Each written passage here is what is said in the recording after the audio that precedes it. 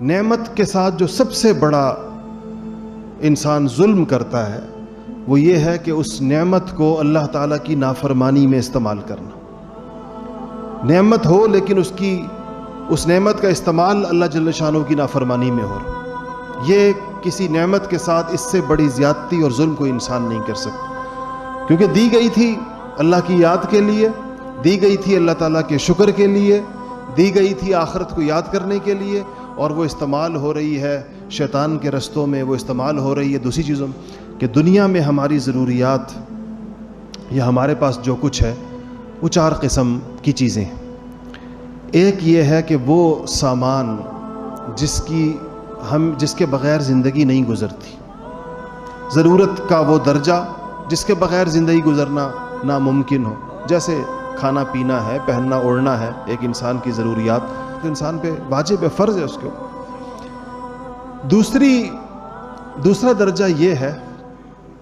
کہ ضرورت سے آگے بڑھ کر راحت کا درجہ جس کو کہتے ہیں، مثلا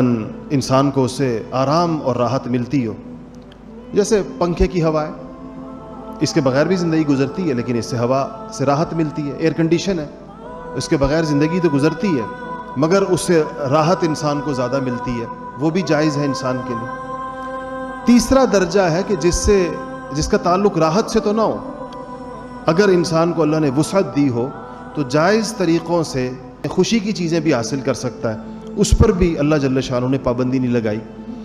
چوتھا درجہ جہاں سے حرام شروع ہوتا ہے، اور وہ ہے کہ وہ چیز جو انسان فقط نہ وہ اس کی ضرورت سے اس کا تعلق ہے، نہ اس کی راحت سے تعلق ہے، اس کا تعلق صرف دکھلاوے کے ساتھ ہے،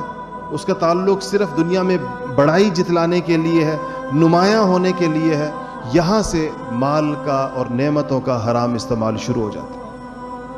ہر انسان کو اپنے پاس موجود چیزوں کا، اپنے پاس موجود نعمتوں کا یہ حساب کتاب ضرور کرنا چاہیے کہ یہ کس کیٹیگری میں فال کرتی ہیں، یہ کس قسم کی نعمتیں ہیں جو اللہ نے مجھے دی ہیں، میں کس استعمال میں ہیں، کس مقصد میں۔